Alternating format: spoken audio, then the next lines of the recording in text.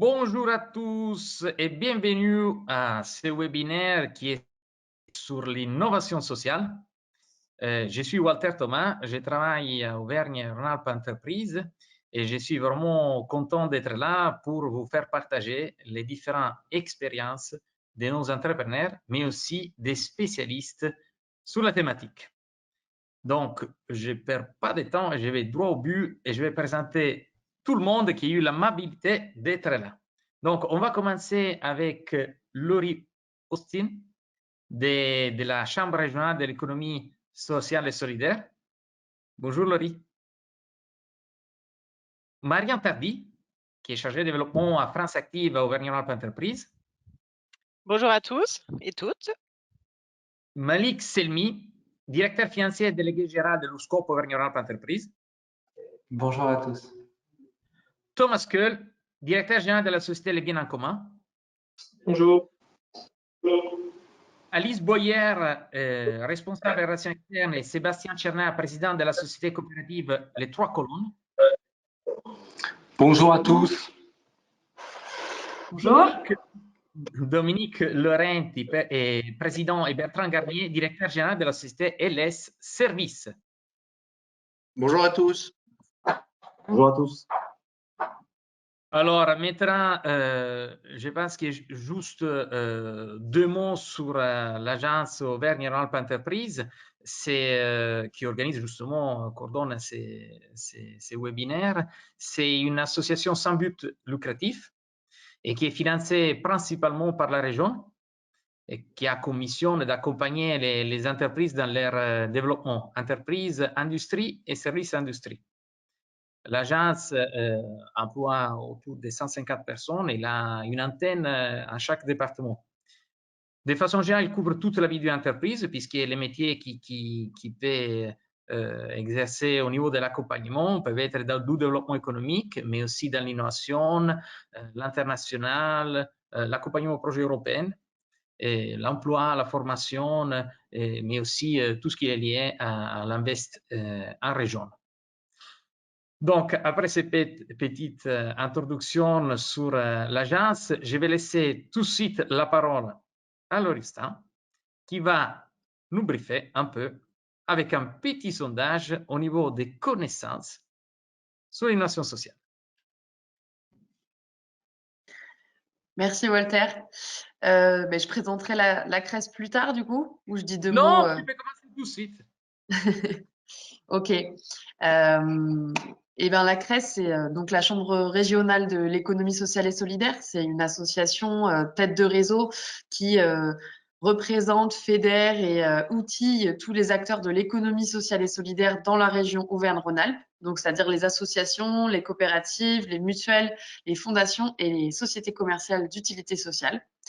On a plusieurs grandes missions à la CRES, une première mission plutôt politique de représentation et on mène des actions de plaidoyer aussi avec nos adhérents.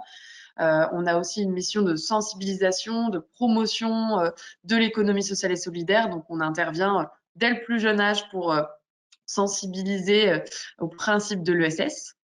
Et puis, on a une grande mission aussi d'appui au développement économique, donc tout au long du cycle de vie d'une entreprise, où on intervient dès la création pour informer, orienter et accompagner les porteurs de projets qui souhaitent entreprendre dans l'ESS. Et puis, on accompagne aussi les structures de l'ESS à se développer, à trouver des opportunités d'affaires, des financements, des partenariats. Et donc, notre cœur de métier, c'est quand même d'animer cet écosystème et d'animer certains réseaux. Voilà, on a aujourd'hui tout un panel d'adhérents et de réseaux qui se regroupent dans notre mouvement. Sur la slide suivante, je pense qu'on peut voir voilà, l'ensemble des structures qui rassemblent notre réseau d'adhérents. Certaines sont parmi nous aussi aujourd'hui. Et puis, voilà, j'en dirai pas plus sur nos métiers, mais on a aussi voilà, un pôle observatoire qui permet d'avoir accès à des données chiffrées sur l'économie sociale et solidaire sur le territoire et des études thématiques qu'on peut faire sur certains secteurs d'activité ou filières. Et puis, on organise beaucoup d'événements professionnels et on travaille avec tout un tas de partenaires, notamment France Active, l'Urscope, qui sont avec nous aujourd'hui pour accompagner et proposer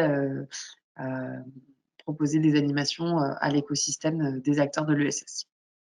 On anime aussi un portail en ligne qui s'appelle Ambition ESS. Je vous invite à aller faire un tour si vous voulez vous informer sur les actualités, les infos, les structures de l'ESS qui sont sur le territoire de la région Auvergne-Rhône-Alpes. Il y a des déclinaisons territoriales qui vous permettent de filtrer les infos. Il y a un agenda qui référence pas mal d'événements en lien avec l'ESS.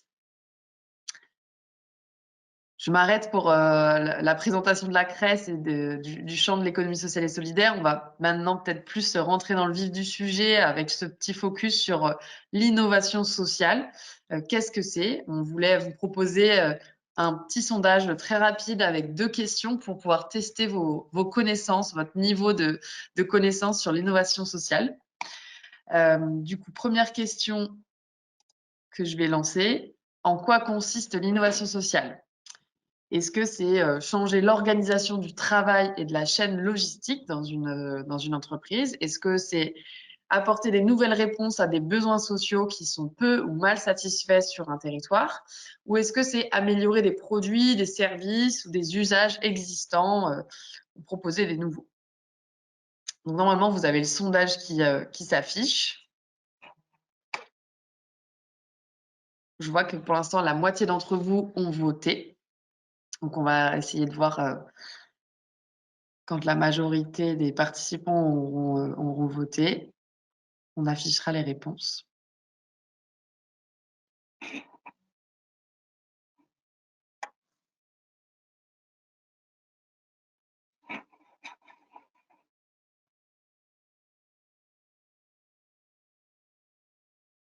Est-ce que ceux qui ont déjà voté voient les bonnes réponses ou pas? Ou ça sera que quand on l'affichera? Non, c'est quand tu afficheras. Ils ne savent pas encore qui a voté quoi.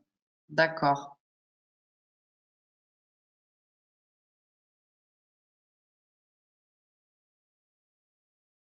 Je ne sais pas si tu veux passer à la question suivante. Je peux lancer la deuxième question? Oui.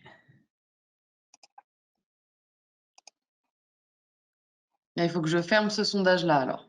Oui. Tout le monde n'a pas voté, mais on peut le clôturer déjà. On aura déjà une bonne...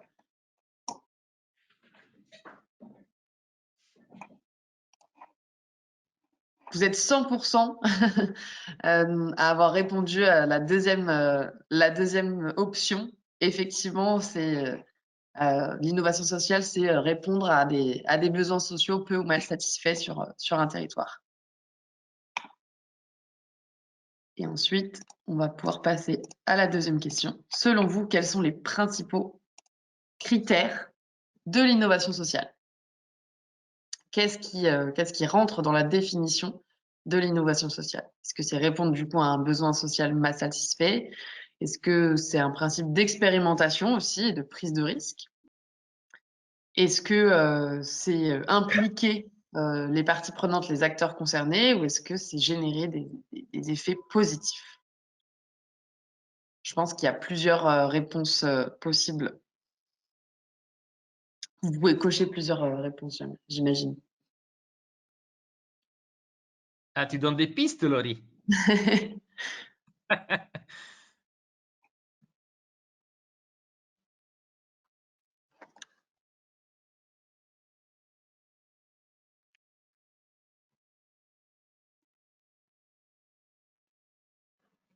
Donc, je vois que 60% d'entre vous ont voté. On peut peut-être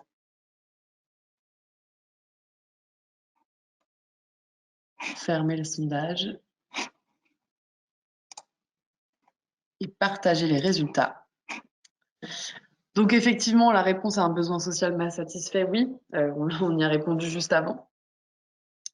Et en fait, toutes les réponses sont bonnes, en fait.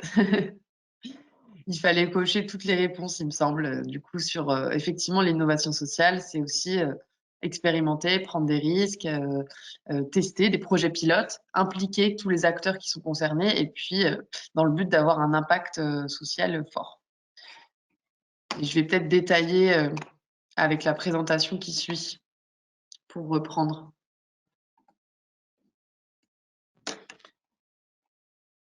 Alors, J'ai pas la présentation qui s'affiche tout de suite. Mais... oui, juste un instant.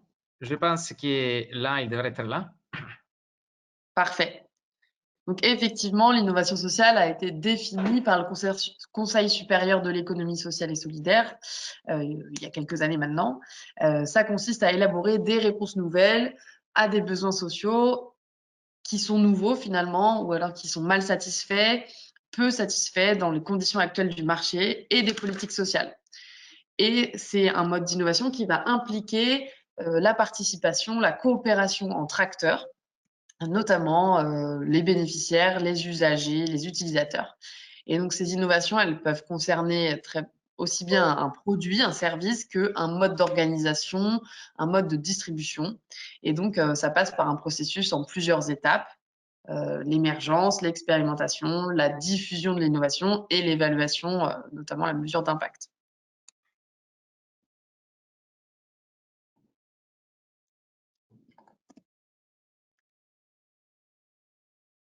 Donc, quand on parle d'innovation sociale, de quoi parle-t-on?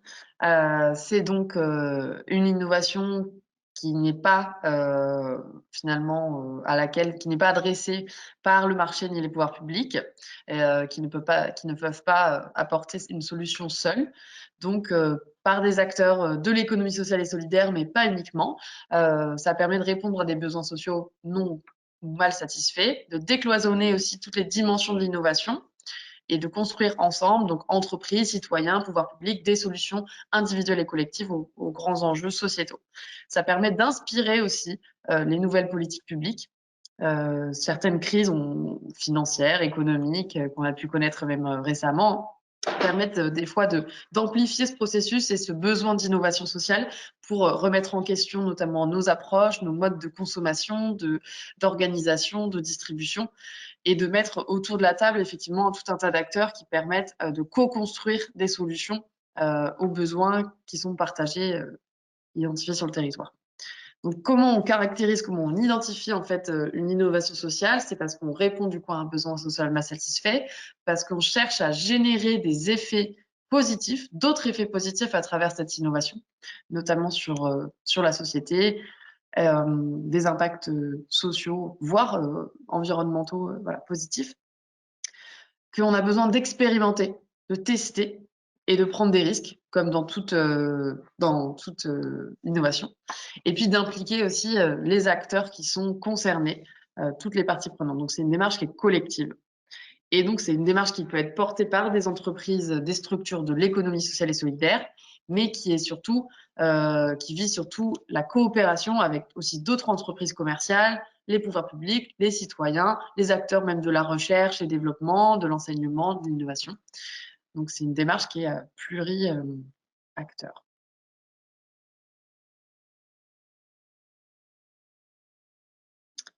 Voilà, pour finir, c'est un petit schéma qui reprend le processus d'innovation sociale. Donc, ces nouvelles idées, elles provoquent des nouvelles organisations, des nouveaux modèles économiques. Et vous allez le voir par rapport aux témoignages qu'on a aussi aujourd'hui. C'est des modèles économiques qui sont parfois hybrides, innovants, parce que qui répondent à des enjeux sociétaux nouveaux. Et donc, qui proposent des nouveaux services, des nouveaux produits, et qui se retrouvent dans voilà, des nouvelles visions, des nouveaux engagements, des nouveaux liens, et qui répondent effectivement à des enjeux soit d'emploi, d'inclusion, de transition écologique ou d'accessibilité à certains services. Et vous allez le voir dans les témoignages, j'en dis pas plus justement pour laisser la parole à notre premier témoin. Walter, je te laisse peut-être l'introduire. Oui, en fait, ce qu'on va faire aujourd'hui, c'est justement poser des questions clés que tout le monde aimerait poser sur ce sujet-là. Et je laisserai tout le monde intervenir sur la même question.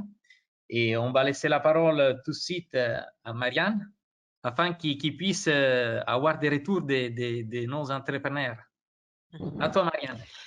Merci Walter, merci Laurie pour cette présentation de l'innovation sociale. Donc on constate que les participants au webinaire ont déjà une plutôt très bonne connaissance de l'innovation sociale, mais voilà, pour approfondir la notion, il n'y a rien de tel que des illustrations concrètes et on a la chance aujourd'hui d'avoir 3 témoignages d'entrepreneurs qui pratiquent dans leur projet d'entreprise l'innovation sociale.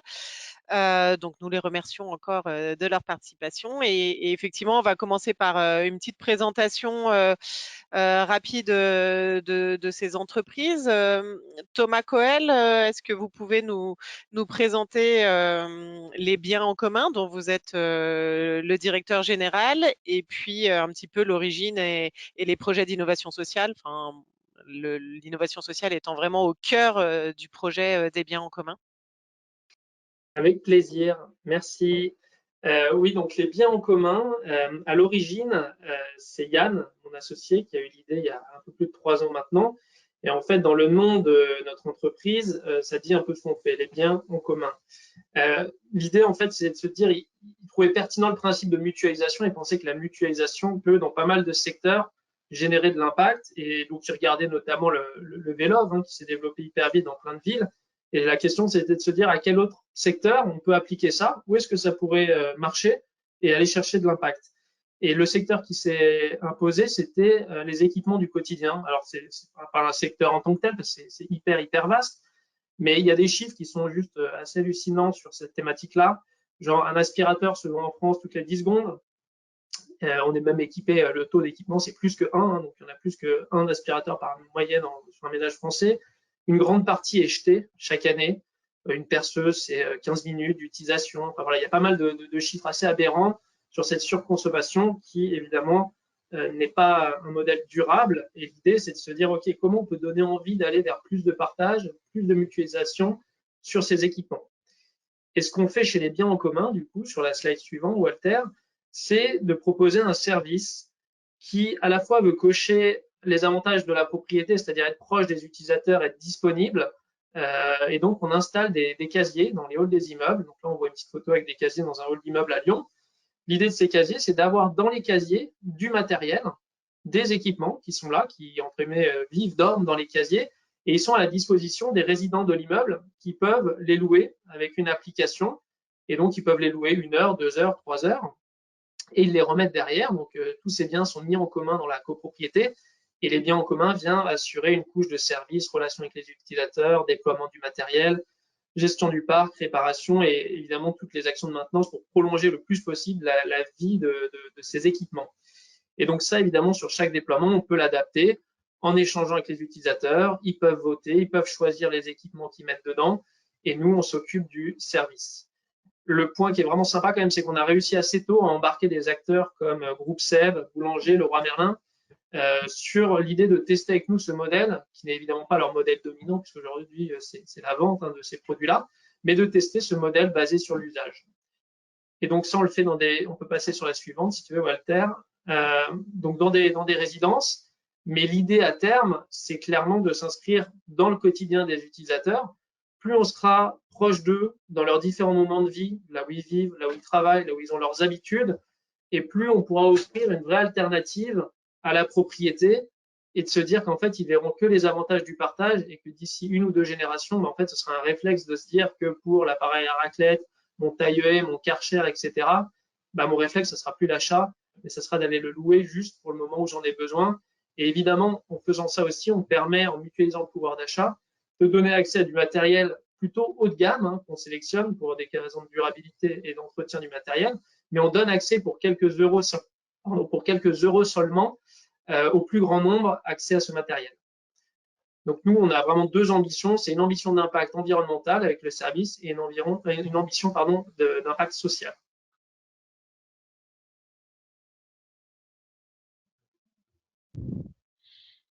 Merci Thomas pour cette présentation très claire. On voit bien effectivement la réponse aux besoins peu ou mal couverts apportés par les biens en commun. Je vous propose maintenant d'écouter Alice Boyer et Sébastien Tchernia. Vous représentez la SIC 3 colonnes. Est-ce que vous pouvez nous présenter l'entreprise, l'origine et vos projets d'innovation sociale? Oui, bien sûr, avec plaisir. Donc, on représente avec Alice une société coopérative d'intérêt collectif. C'est important parce que c'est un modèle juridique totalement adapté à l'économie sociale et solidaire, surtout dans notre modèle. Elle s'appelle les 3 colonnes du maintien à domicile et on organise un service de coopération pour des personnes âgées en perte d'autonomie, dans le besoin de vouloir rester chez elles et de ne pas aller en EHPAD. Donc, ça fait plusieurs sujets à traiter. Eh ben, on va leur offrir une innovation. Je vais même appeler ça un progrès parce que l'innovation, c'est assez réducteur au final. Enfin, je m'exprimerai là-dessus. L'innovation, c'est comment on réutilise le plastique, alors que le progrès, c'est comment on vit sans plastique. Donc, nous, on véhicule un service totalement progressiste de l'accompagnement des personnes âgées, inclusif, qui leur redonne de l'autonomie et qui permettent de lutter contre les maux de la dépendance, qui permettent de créer de la dynamique sur le territoire, de créer de l'économie solidaire. On offre un parcours logement, un parcours personnes âgées et un parcours emploi avec l'utilisation de ce système coopératif. Merci beaucoup. Est-ce que Dominique Laurenti et Bertrand Garnier, qui dirigent la société LS Service, peuvent à leur tour nous présenter l'entreprise et puis les projets d'innovation sociale, car là, l'innovation sociale n'était pas au cœur à l'origine de l'entreprise, mais la démarche est très intéressante.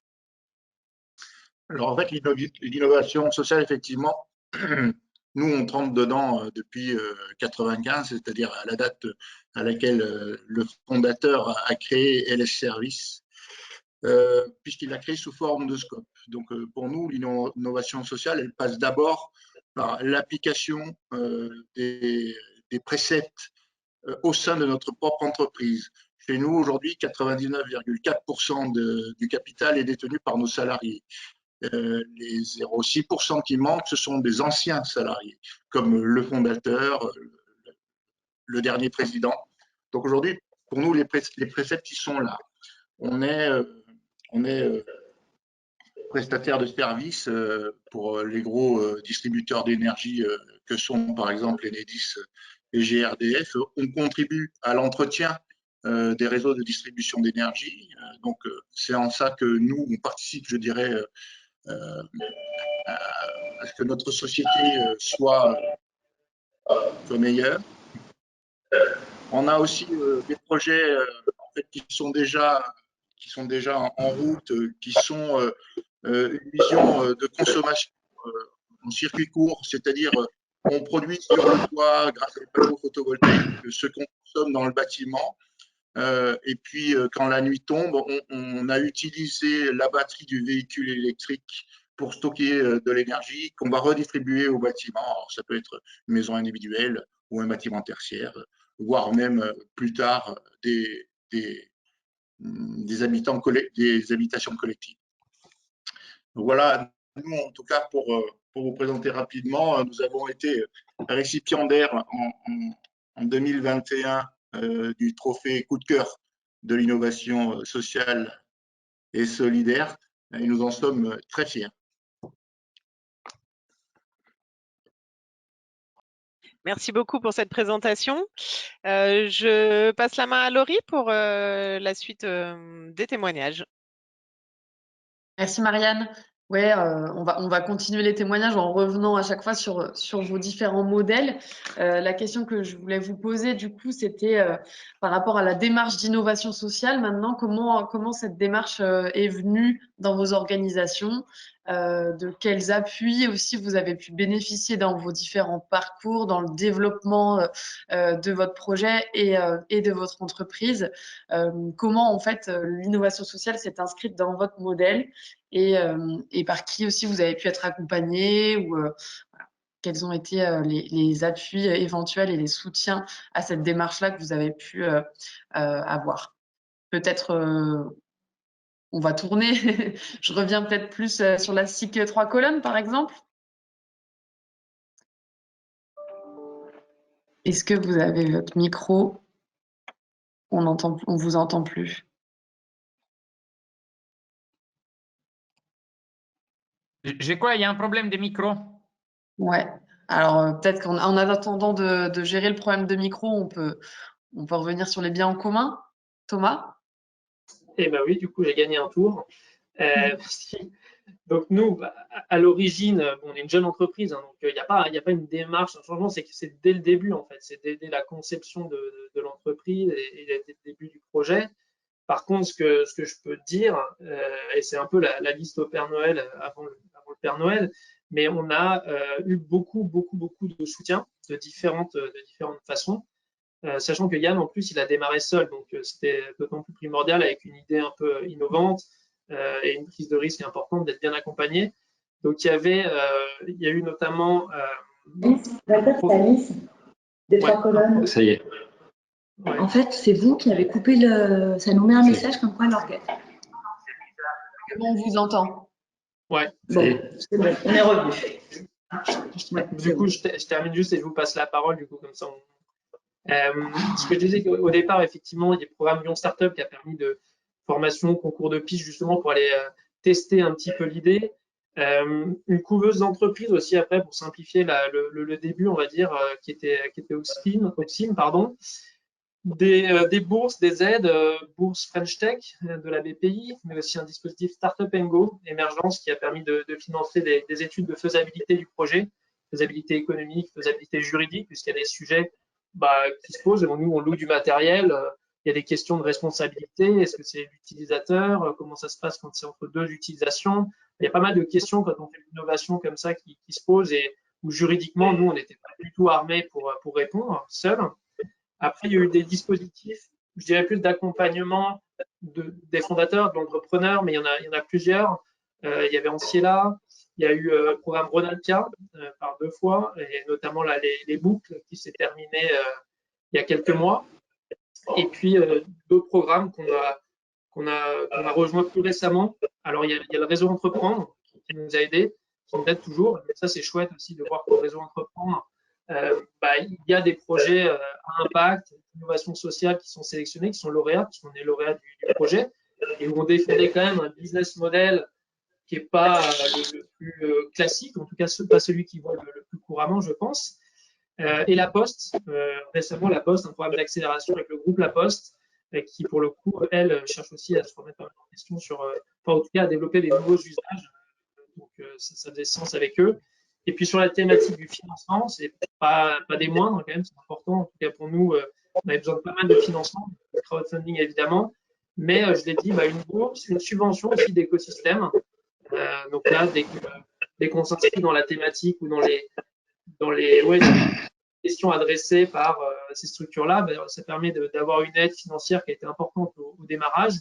Et l'an dernier, on a aussi pu boucler grâce à ça, du coup, notre premier tour de financement avec plusieurs acteurs, certains de l'ESS, d'autres moins. Mais donc, France Active, du crédit, le crédit coopératif, et puis un dispositif aussi FISO, qui s'appelle FISO, avec la BPI et la région, et le réseau Entreprendre. Donc, ça nous a permis, nous, de faire ce premier tour de financement qui était essentiel pour pouvoir tester plus loin l'expérimentation, parce que besoin de produire des casiers aussi. Donc, c'est de l'investissement au départ sur un modèle où les revenus, nous, ce qu'on dit à nos clients, à nos investisseurs, c'est qu'avant 4-5 ans, on ne saura pas forcément si ça prend, parce qu'il y a un tel changement d'habitude qu'il faut avoir des partenaires autour de soi qu'on embarque sur une notion de temps long.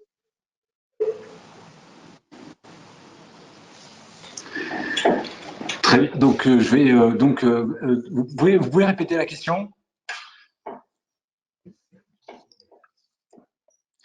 Vous m'entendez, non? Vous m'entendez pas. Oui, je vais redonner un peu la question. C'était plutôt de nous partager en fait comment l'innovation sociale, la démarche d'innovation sociale s'est construite aussi dans le développement de votre projet et de quel soutien ou quels appuis vous avez pu bénéficier aussi pour vous accompagner dans cette démarche.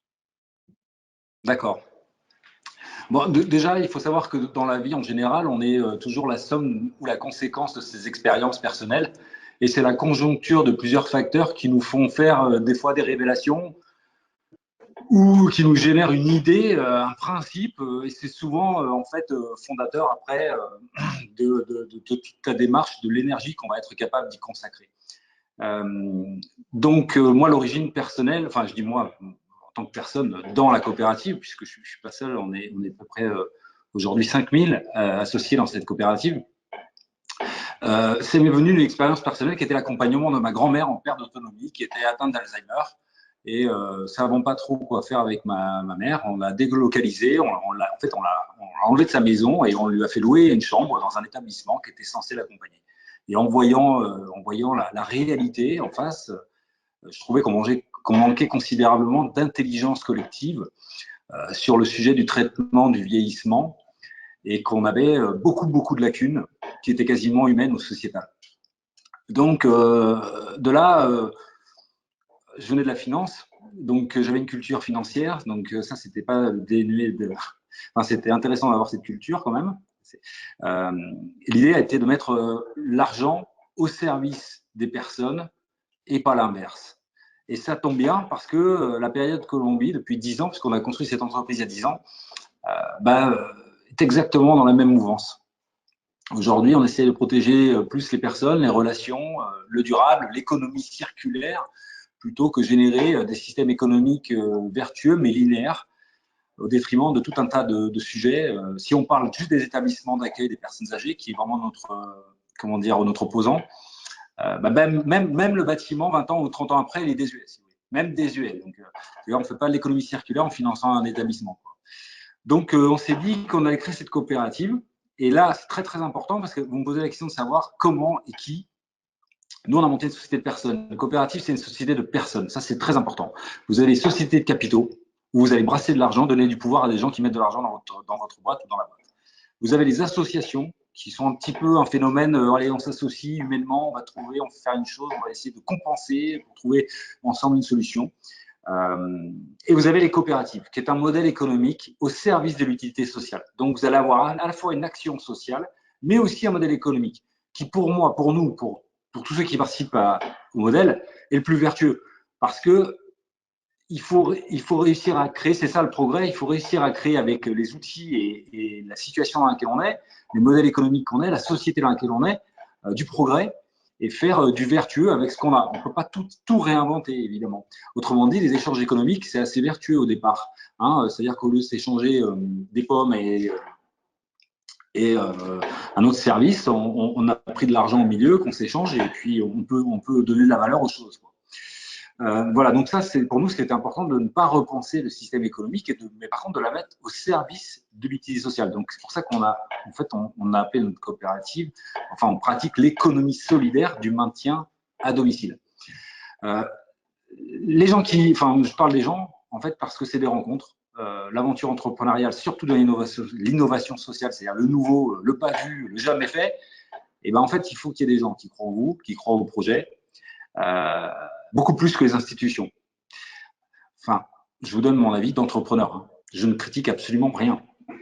Je donne ce que j'ai vécu. J'ai rencontré des gens comme Malik Selmi, qui est ici présent, et je suis très, très honoré de le revoir, parce que ça fait longtemps qu'on ne s'est pas vu, qui a personnellement, hein, même il représente une fédération très importante, l'URSCOP, qui est très bien aidante, mais lui, personnellement, nous a beaucoup aidé. Voilà. Et ça a été la somme de personnes qu'on a rencontrées, qui ont cru au modèle, qui ont cru en fait à notre capacité à faire évoluer déjà les mentalités, puis après l'argent, puis après le système, et on arrive tous à un résultat efficient. Et c'est ça qui m'a, moi, le plus marqué. Je ne peux pas aussi, si en face de nous, on a des jeunes entrepreneurs, je ne peux pas les prévenir d'un truc que j'ai vécu, que je revis, que je continue à vivre. C'est les dogmes. La comptabilité. La comptabilité a été bâtie pour évaluer des biens, pour transmettre des biens, pour vendre des biens, pour prestation de biens. Elle est déjà très, très mal étudiée pour la prestation de services. Or, l'innovation sociale, c'est beaucoup de services. Autrement dit, la comptabilité actuelle n'a pas trop de système pour valoriser, créer de la valeur au service. Mais je vous rassure, ça va changer. Hein. Maintenant, avec le métaverse, vous avez des gens qui ne produisent rien et qui gagnent beaucoup. Donc, il va falloir les comptabiliser, hein, parce que sinon, on va rester sur quoi? Non, ils ne vendent pas de voiture, ils ne vendent pas d'avion, ils ne vendent pas de casserole, pourtant, ils produisent de la valeur. Et ben, c'est exactement le même système dans l'innovation sociale. On produit de la valeur, on produit de l'impact, on produit des changements. Et la comptabilité, c'est un grand frein à la réalisation de l'innovation sociale et du progrès. Si quelqu'un m'entend ici et que vous voulez faire changer des choses, il faut faire déjà changer les commissaires aux comptes, les comptables, les avocats, qui avant de vous aider, vous mettre des freins pas possibles. Bon, c'est moins positif que de dire que Malik Selmi m'a considérablement aidé avec ce tableau Excel, mais ça a été les deux choses que j'ai vécues qui m'ont le plus marqué quand on a initié la démarche. Après, dans tous les partenaires, c'est pareil, vous avez des financeurs qui vous croient, qui vous suivent, c'est de l'humain, et puis d'autres qui mettent plus de temps et d'autres qui ne le font jamais. Bon, bah, ça, c'est la vie de l'entreprise. Voilà, je trouve que j'ai utilisé mes 4 minutes là, non? Je pense. Et je vais juste préciser une chose. Alors, Messieurs Tchernia et Malik, oui. Selmi, ne sont pas parents. Donc, après tous ces éloges, il n'y a aucun lien de parenté. Non, mais c'est juste de l'estime. Non, de l'estime parce qu'on s'est rencontrés au début, on a progressé tous les deux dans nos unités respectives. Et on s'est connus à une époque où Malik a été un aidant pour notre démarche considérable. Mais vraiment, personnellement, il a passé des soirées à bosser sur notre modèle. Et j'ai jamais eu l'occasion de le remercier publiquement, de le féliciter publiquement pour son parcours. Parce que humainement, ben voilà, c'est des personnes comme ça qui font qu'on arrive à changer et à progresser. Eh bien, bravo Malik. Au moins, t'as enfin. Eh bien, on passe la parole quand même à Dominique ou à Bertrand. Alors, je laisserai bien sûr Bertrand rebondir. Je voulais juste dire que je suis, mais alors, totalement d'accord sur à peu près tout ce que tu as dit, Monsieur Tchernia. Je suis désolé, je suis oublié ton prénom. Bravo, c'est exactement ça. Et Malik, c'est pareil. Alors nous, le mouvement Scope, ça nous accompagne depuis le début. Alors voilà. nous, notre intervenant, c'est Guillaume Berry, hein. Mais Malik, on le connaît aussi. Donc il est là pour représenter l'Union régionale des Scopes. Clairement, c'est notre guide dans le brouillard, dans la nuit, c'est notre lumière, c'est notre phare sur le golfe de Porto Vecchio. Bravo pour ce que vous faites. On a besoin de vous. Merci. Vous nous guidez parfaitement dans tout ce dont on a besoin d'ailleurs. Hein, ça ne s'arrête pas juste à la comptabilité, c'est aussi moral. Aujourd'hui, on a été une scope très florissante, très productive, très intéressante. Aujourd'hui, on traverse un peu des difficultés avec tout ce qui se passe. Ben, ils sont là, ce sont les seuls qui ne nous lâchent pas. Donc, merci pour ça. Forcément, Dominique a un peu tout dit, mais c'est vrai qu'on a, depuis le début, où nous, on fait de la prestation de service, hein, essentiellement au départ. Et cette prestation de service, on est monté jusqu'à 850 salariés, avec à peu près 200 salariés associés. Aujourd'hui, on est 170 salariés associés, on reste 420 salariés sur toute la France.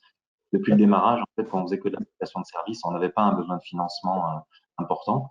Donc, on n'a pas eu besoin d'aller solliciter des banques ni quoi que ce soit. On avait juste un excellent accompagnement, comme vient de dire Dominique, par Guillaume Berry, Myriam Ilmaz, à l'époque, Monsieur Roard, qui est associé de l'entreprise, d'ailleurs, encore. Donc, voilà. Et c'est des gens qui nous soutiennent depuis le démarrage. Aujourd'hui, on a besoin dans notre transition, parce qu'en fait, on est en pleine restructuration, puisque les activités, puisqu'on faisait de la relève de compteurs essentiellement, ces activités arrivent en fin de vie aujourd'hui. Donc, on a ce besoin de réussir à innover pour trouver des nouvelles activités, pour convertir 400 techniciens. C'est pas facile, c'est pas évident. Et donc, aujourd'hui, on s'est lancé dans des activités qui sont assez proches de ce qu'on faisait quand même, mais qui est une évolution naturelle.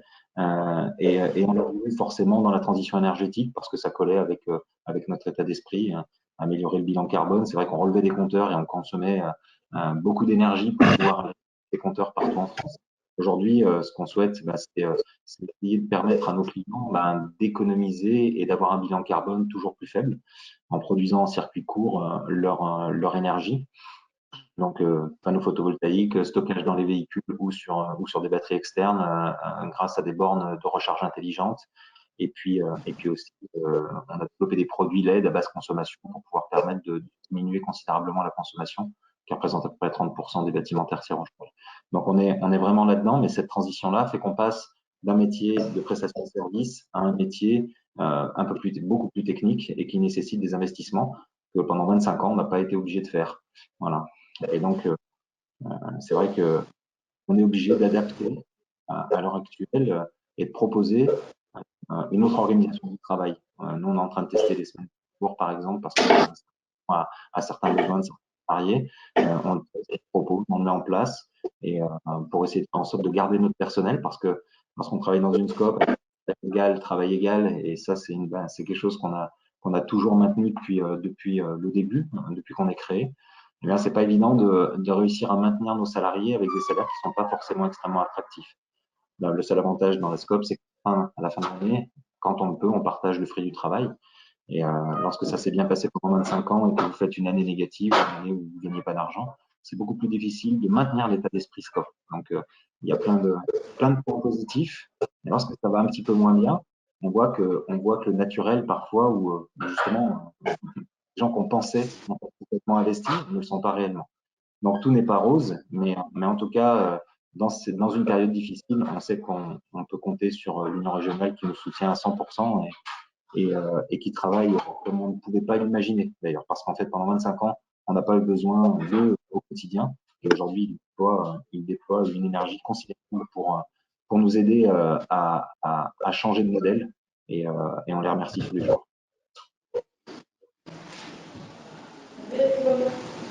Très bien, eh bien, écoutez, merci à tous. Maintenant qu'on a un petit peu donc du coup brossé le portrait robot de votre structure et que l'on a pu s'attarder quelques instants sur les effets qui ont pu impulser la démarche d'innovation sociale ainsi que l'environnement qui a été le vôtre pour vous aider à le mettre en œuvre, on vous propose de nous attarder quelques instants sur les bienfaits que cette démarche d'innovation sociale a pu générer au sein de votre structure, alors que ce soit en externalité positive ou tout simplement en effet positif interne, afin que vous puissiez aussi donc du coup nous exprimer bien de façon assez concrète ce que cette démarche d'innovation sociale a pu créer de vertueux selon vous. Et peut-être pour démarrer, je vais proposer peut-être à Monsieur Coel d'ouvrir le bal de cette question-là pour ensuite passer la parole aux autres interlocuteurs. Oui, merci. Bon, par rapport aux autres intervenants, c'est que nous, on est quand même assez jeunes. Hein, donc, le projet, il a 3 ans. Donc, je peux vous partager 2 choses sur les bienfaits de mettre ça au cœur, en fait, dans l'ADN de l'entreprise. Aujourd'hui, ça nous a aidé quand même pour convaincre des partenaires, je l'ai dit tout à l'heure, c'est classique de l'économie classique, des fabricants, des distributeurs, des acteurs de l'immobilier, donc des promoteurs immobiliers, de nous suivre dans la démarche. Parce qu'en fait, ces acteurs-là, aujourd'hui, très clairement, ils ont besoin de tester des choses, quand bien même ils sont pas complètement investis ou convaincus, ils ont une nécessité de se questionner dessus. Donc, ils sont à l'écoute de projets innovants comme ça, et ils n'ont pas forcément la capacité de les porter en interne. Donc, pour eux, c'est de pouvoir s'essayer, tester et apprendre avec des structures comme la nôtre. Donc, il faut qu'on joue sur ce tableau pour atteindre nos ambitions d'impact social et environnemental. Et le deuxième, moi qui me marque, parce que j'ai fait 11 ans avant dans le e-commerce automobile, hein, donc rien à voir avec ce que je fais aujourd'hui, mais c'est de voir que par les valeurs qu'on porte, par la communication qu'on a aujourd'hui, on a des candidatures spontanées. En fait, on a des gens avec des profils incroyables qui viennent à nous avec l'envie de contribuer au projet. Pas forcément d'être salarié ou autre, mais même des gens, et c'est un peu ce que vous donniez là comme exemple, Malik, j'ai cru comprendre que tu avais eu. Il y en a des gens qui ont des compétences, parfois rares, très recherchées sur le marché, qui se proposent pour nous aider quand on est bloqué sur un point, et même nous aider bénévolement parfois. Vraiment, ça, c'est assez incroyable quand on sait que ces profils-là, aujourd'hui, sont parfois chassés par pas mal d'entreprises et que, en fait, ils sont vraiment en recherche de sens et prêts à beaucoup d'investissements aussi personnels pour aligner ça, on va dire, aligner leurs convictions personnelles et leur engagement professionnel. Et ça, je trouve que c'est vraiment le plus gros bienfait qu'on peut ressentir. Après, si je peux juste donner un bémol pour nous, pour une journée d'entreprise, le constat, c'est quand même que quand bien même c'est au cœur du projet, cette innovation sociale et cette volonté d'impact environnemental, on nous en demande encore plus.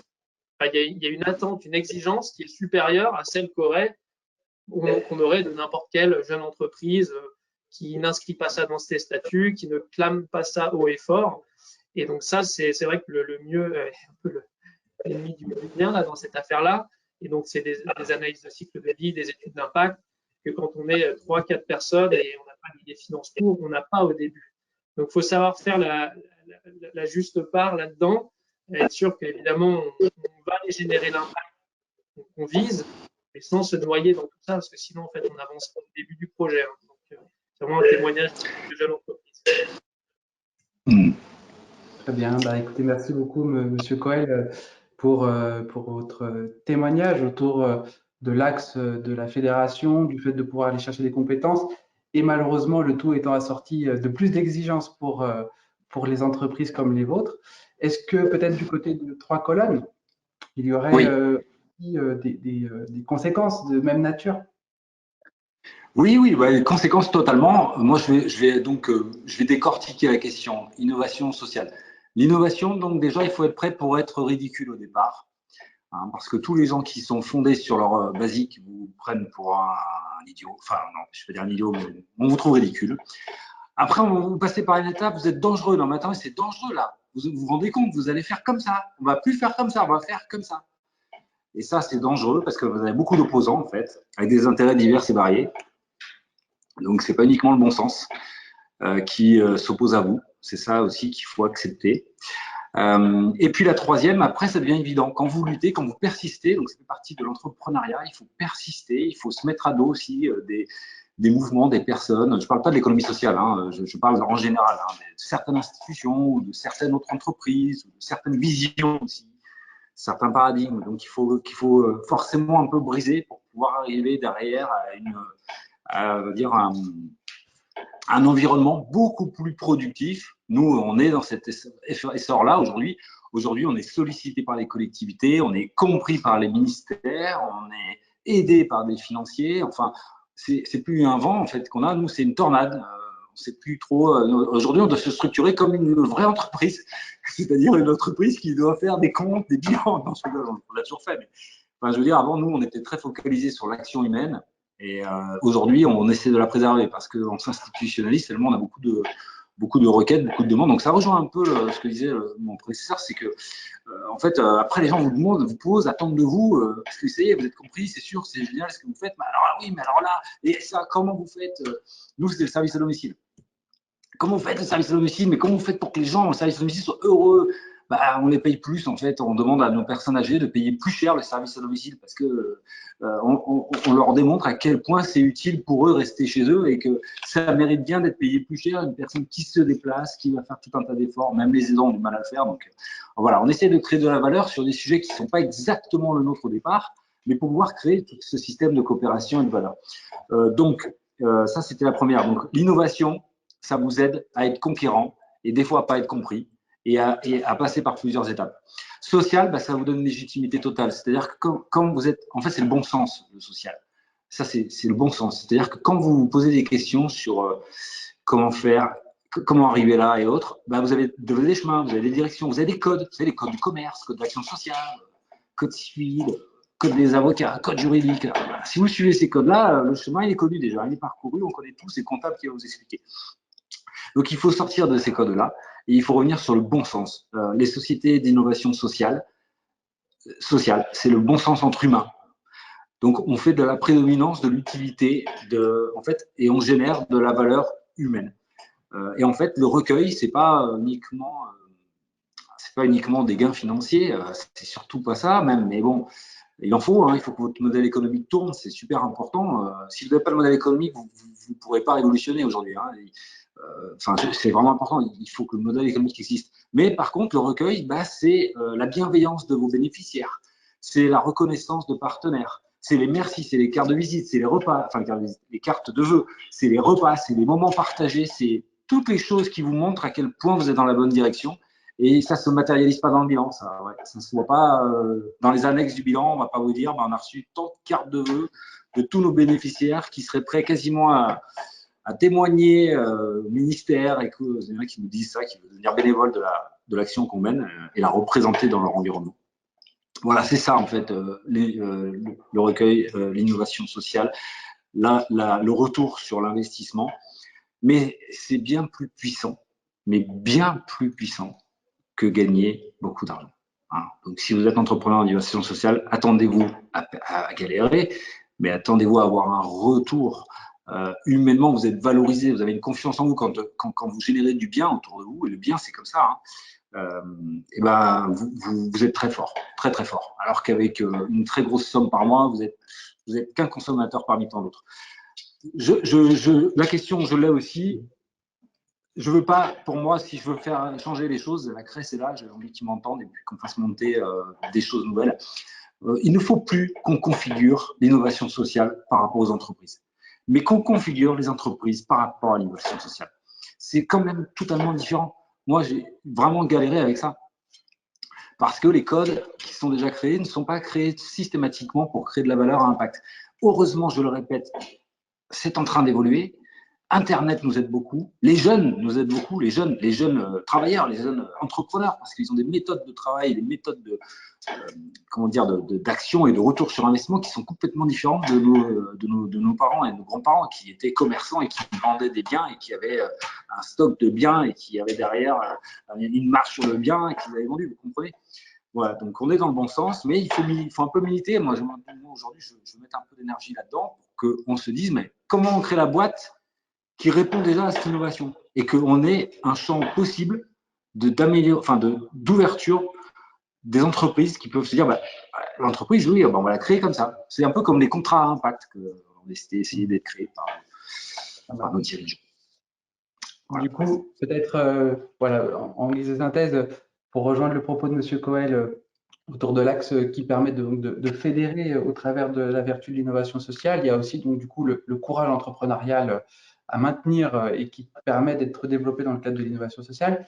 Pour rebondir, peut-être passer la parole à LS Service sur ses bienfaits autour de l'innovation sociale. Alors, c'est vrai que c'est difficile de dire mieux. Hein. Aujourd'hui, on constate que la taille compte. C'est plus facile d'être coopérateur à 5 qu'à 900. C'est plus facile parce que au départ, ça génère de l'agilité, ça génère de la montée en compétences, ça génère de la qualité dans la prestation, une grosse envie, facile à piloter. Et effectivement, plus on grossit et plus les avis se multiplient, plus je dirais, la façon de voir les choses se diversifie, voire se différencie. Et puis, on se rend compte que quand on commence à atteindre, je dirais, un climax, du coup, ça se transforme un peu en dissonance. Rien de grave, hein, c'est juste que piloter ça sur une grosse échelle, on se rend compte que c'est quand même un peu plus compliqué et qu'on n'est pas forcément prêt quand on part comme nous de la base et que petit à petit on construit tout ça ensemble. Il arrive un moment où on fait rentrer des acteurs moins historiques et qui ont effectivement leur propre façon de voir les choses et qui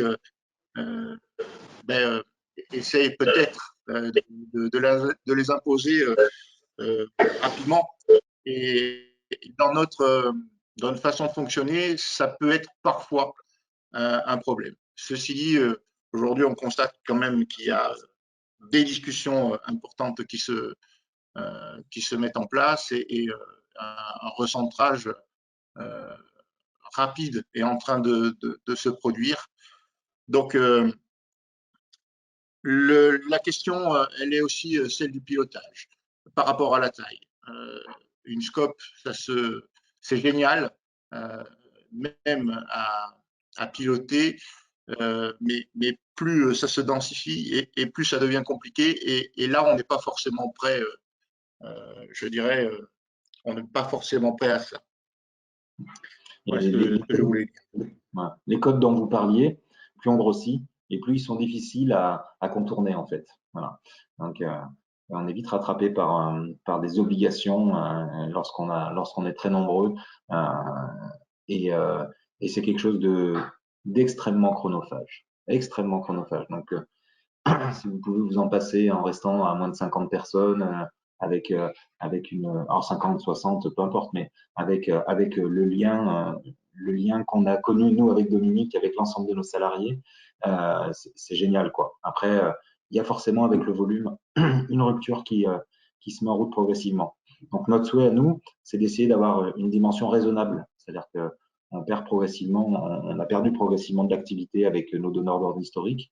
Le but du jeu, c'est de retrouver une qualité de vie au travail, de retrouver justement de la discussion, de l'échange, du partage avec nos collaborateurs à tous les niveaux. Donc c'est vraiment un objectif fort chez nous, quoi. Voilà.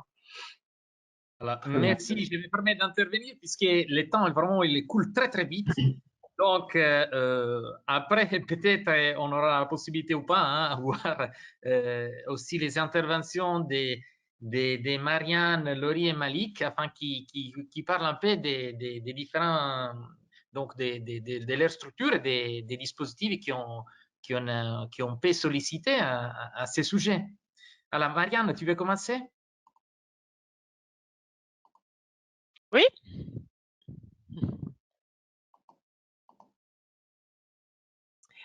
Alors donc en quelques mots pour vous présenter France Active. Donc France Active, on en a parlé un petit peu, c'est un mouvement associatif, un réseau associatif qui accompagne et qui finance des entrepreneurs, et avec voilà cette spécificité d'aller vraiment sur des entrepreneurs à impact, des entrepreneurs engagés qui vont, comme le disait très bien Monsieur Tchernia tout à l'heure, vraiment rechercher une maximisation de leur impact sur l'emploi, sur le territoire, sur le volet social, environnemental, sur les aspects de gouvernance. On l'a vu au travers des deux entreprises coopératives qui ont témoigné aujourd'hui. Donc voilà, l'idée c'est d'accompagner des projets dont la finalité va aller bien au-delà de la recherche de profit, mais va chercher une maximisation d'impact sur l'un des axes qui sont présentés à l'écran. Tu peux passer à la suivante, Walter. Donc effectivement, on va accompagner nos entrepreneurs à tous les stades de vie de l'entreprise, donc de l'émergence à la création, mais également au développement, au changement d'échelle. Il y a vraiment l'idée d'être dans la continuité de l'accompagnement des entreprises et de leur financement en suivant effectivement les besoins successifs qui apparaissent au fil de la vie de l'entreprise. Et à chacun de ces stades de développement, France Active va proposer une offre sous forme d'un pacte qui est donc précisé à la slide suivante, Walter. Donc le pacte, quel que soit le stade de vie de l'entreprise, il est composé de la même manière, c'est du conseil, du financement et de la connexion. Donc le conseil, voilà, on est sur la stratégie financière, on est des financeurs, donc on va challenger le projet, bien évaluer les besoins financiers et la structuration des solutions. Se mettre en lien avec la banque et les autres financeurs. On a Malik qui est intervenu aujourd'hui et qui a été cité par certains des entrepreneurs. Enfin voilà, sur des projets coopératifs, effectivement, on va co-intervenir avec l'URSSCOP sur le financement des projets. Donc voilà, toute la partie conseil. Ensuite, la partie financement, donc qui est vraiment notre cœur de métier, où on va proposer d'une part des garanties d'emprunt bancaire. France Active ne va pas remplacer la banque, mais vraiment venir en complément des prêts bancaires et du partenaire bancaire. Donc on va proposer des garanties d'emprunt bancaire qui vont permettre de limiter la prise de risque aussi des entrepreneurs. Il y aura pas ou peu de caution personnelle solidaire sur le prêt quand France Active intervient. Et puis, on va proposer des financements sous forme de prêts participatifs, donc des prêts à l'entreprise qui vont être faits sur 5, 7 ans avec un différé assez important de 2 ans en général. Et ces prêts sont permis grâce à la finance solidaire, à l'épargne des épargnants solidaires, que ce soit dans le cadre de l'épargne salariale ou de l'épargne plus privée. Donc voilà, France Active est l'un des premiers collecteurs d'épargne solidaire et c'est ce qui permet ensuite de financer des projets tels que ceux qui vous ont été présentés ce matin sur les territoires. Et on peut intervenir également vraiment en haut de bilan, en fonds propres, sur des besoins très spécifiques. Et le dernier pilier donc du pacte, c'est la connexion, la mise en réseau, effectivement, la mise en réseau de nos entrepreneurs entre eux, mais également avec des partenaires, des experts, voilà, la CRES, l'URSSCOP et tout l'écosystème très riche de l'économie sociale et solidaire en Auvergne-Rhône-Alpes. Et oui, tu peux présenter la dernière slide. C'est notre organisation France Active en Auvergne-Rhône-Alpes. Donc, vous avez 7 associations au plus près des territoires. Donc, il faut vous adresser à l'association sur le département sur lequel est le siège de votre entreprise. Donc, voilà, vous avez plusieurs interlocuteurs. Sur le Rhône, par exemple, c'est Rhône Développement Initiative qui sera à même d'accompagner et de financer votre projet. Et vous voyez que certains des logos présentent aussi un logo du réseau Initiative France. Donc, Initiative France, c'est un autre réseau aussi qui peut vous accompagner dans le financement des projets. Tout à l'heure, Thomas a mentionné le réseau Entreprendre. Donc, le réseau Initiative France, c'est un réseau similaire à celui d'Entreprendre où voilà, il va y avoir mobilisation de prêts d'honneur. Donc là, c'est des prêts à la personne à 0%, sans garantie, qui permettent de faire effet levier toujours sur le prêt bancaire et qui sont complémentaires aux interventions France Active que je viens de présenter. Et pour les entreprises innovantes, donc y compris en innovation sociale, et ça a été mentionné également, on a en Auvergne-Rhône-Alpes un dispositif qui s'appelle Startup & Go et qui permet de financer des jeunes entreprises innovantes sur différents volets, hein, en émergence, en création, même en développement. Et donc, vous avez tout un réseau d'opérateurs agréés qui sont à même de proposer les interventions de Startup & Go. Voilà pour faire très rapide et je laisse la main à Malik pour compléter avec l'accompagnement et les financements de l'Union régionale des SCOP. Ça marche, merci beaucoup Marianne. Donc effectivement, donc Malik Selmi, je représente l'Union régionale des SCOP et des SIC d'Auvergne-Rhône-Alpes, qui est donc une association qui a pour objet de fédérer l'ensemble des structures coopératives en SCOP et SIC de la région et qui maintenant depuis un peu plus de 10 ans a développé un incubateur spécialisé à l'accompagnement en innovation sociale. Voilà, donc notre incubateur qui se nomme Alter Incube vous permet, au travers notamment d'un dispositif d'accompagnement sur 18 mois et entièrement gratuit, de pouvoir être accompagné dans les différentes phases de la gestation de votre projet, qui va du coup du périmétrage de votre idée jusqu'à la traduction effective, que ce soit en matière de marché ou en matière de financement, à l'aboutissement donc de votre projet pour arriver in fine à la création effective de votre structure et donc à l'application de votre projet d'innovation sociale.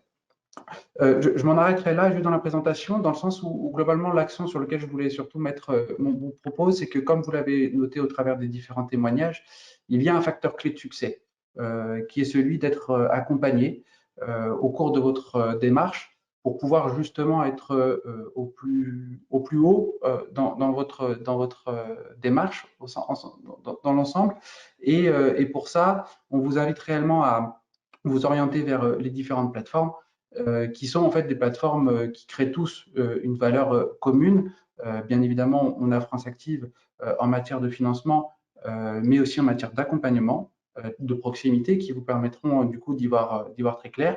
Vous avez les services de la région également qui sont extrêmement dotés et garnis et qui vous permettent comme ça de balayer tout un panel de champs d'accompagnement. Vous avez évidemment la CRES qui aussi propose une série d'accompagnements et vous avez tout un écosystème, hein, M. Coel l'évoquait aussi, que ce soit du réseau Entreprendre, mais de plein d'autres plateformes existantes qui devraient normalement vous permettre de ne pas être isolé, puisque comme vous l'avez compris aussi au travers des témoignages, il y a des enjeux forts, il y a des exigences, il y a encore une fois des éléments qui sont critiques dans la réussite de votre projet.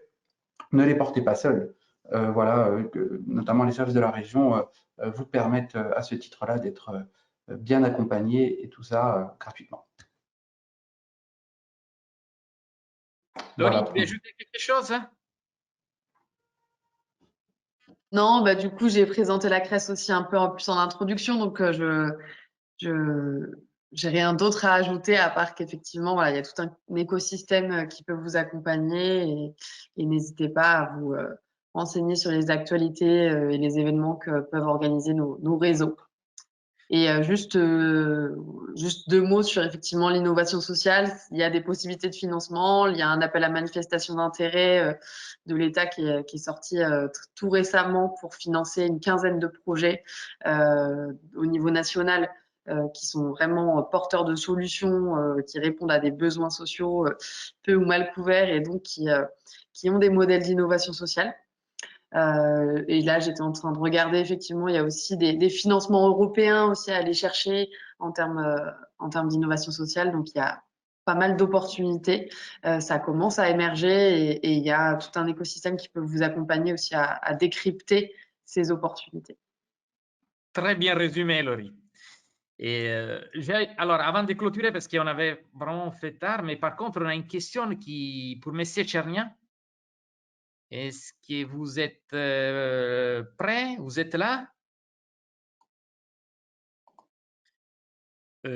Oui.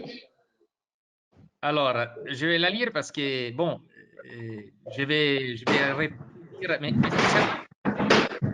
Mais alors, oui, il a dû prendre une conversation, désolé. Okay. Je vais prendre le relais. Alors, il remercie évidemment la personne pour le témoignage et puis il voudrait demander justement, donc il va demander à la personne qui parlait de son expérience dans le domaine des services à domicile des précisions sur l'argumentation d'augmentation des tarifs. Ne prend-on pas le risque de sélectionner une clientèle et de créer des inégalités? Je suis éducatrice et je suis travailleur indépendant et je suis sur le point de créer une association. En Italie, il précise. Bon. Donc, est-ce que l'effet d'augmenter ces tarifs ne pousse pas à créer une inégalité des traitements? Quel type d'argument on a amené pour faire passer ces types d'augmentation, pour l'expliquer? Nous, en fait, nos bénéficiaires, on les refinance. Donc, nos bénéficiaires, ils ont les moyens de consommer, d'avoir des services d'aide à la personne. Et de toute façon, aujourd'hui, on le voit bien, dans le service d'aide à la personne, si on revalorise pas les salaires et les métiers, on ne trouve plus, on ne sait plus vers qui se tourner. Donc, c'est de toute façon, nous, on l'anticipe parce qu'on considère que pour avoir des gens qui viennent dans ce secteur, travailler dans ce secteur, il faut revaloriser ces métiers. Ça passe par les salaires. Donc, nous, on anticipe ce phénomène-là, mais c'est de toute façon quelque chose qui va devoir être obligatoire. Nos partenaires, on a différents partenaires dans les aides à domicile. Il y en a déjà qui ont commencé depuis un certain temps même maintenant à revaloriser ces métiers-là. C'est indispensable. Il faut le faire parce que sinon on n'aura pas de gens dans ce secteur-là. Donc, prendre le risque, de toute façon, ce que disait Sébastien Tchernia tout à l'heure, l'innovation sociale, c'est aussi prendre des risques et anticiper et lancer de nouveaux modèles. Donc, mieux rémunérer ces personnes-là, c'est primordial si on veut pouvoir compter sur elles. Donc, non, c'est une prise de risque, mais… Juste une précision, quand vous dites que les personnes ont déjà ce type de moyens pour les payer, parce que est-ce que vous pouvez expliciter ces points-là? Dans quel sens vous parce qu'en fait, nous, le système des 3 colonnes, c'est du viager solidaire. Donc, nous, on refinance nos bénéficiaires avec un bouquet, avec une rente, et on les accompagne tous les mois. Il y a un accompagnement social qui est fait. On a des coordinatrices sociales qui accompagnent nos bénéficiaires dans toutes leurs demandes, dans toutes leurs démarches. Mais du coup, grâce au viager solidaire, c'est ce qu'on disait tout à l'heure, mettre son logement au service de ses moyens et de ses besoins surtout, que le logement soit liquéfié pour répondre à ses besoins.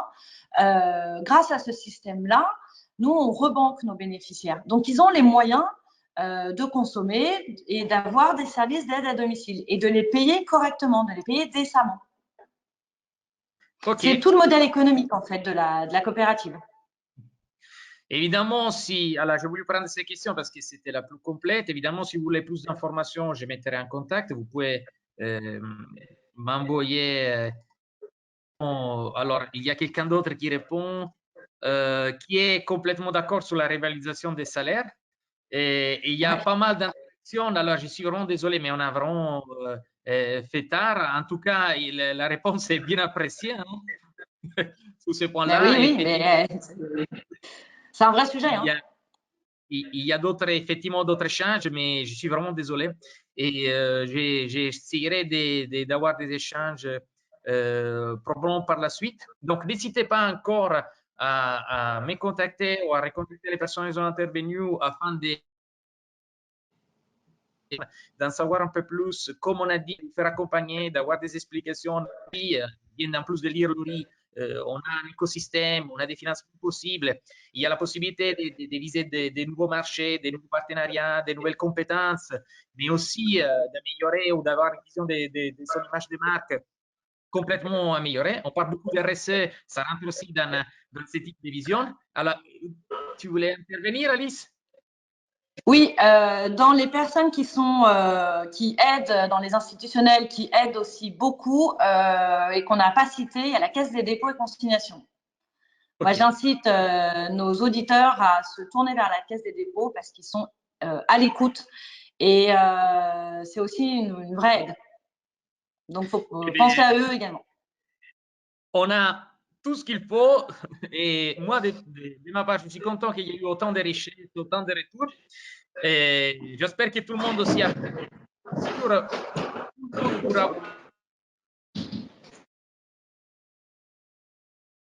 les présentations qu'on a menées aujourd'hui. Et n'hésitez pas à me contacter pour plus d'informations au-delà. Et je vous remercie pour être resté jusqu'à maintenant. Et je souhaite à tous bonne innovation.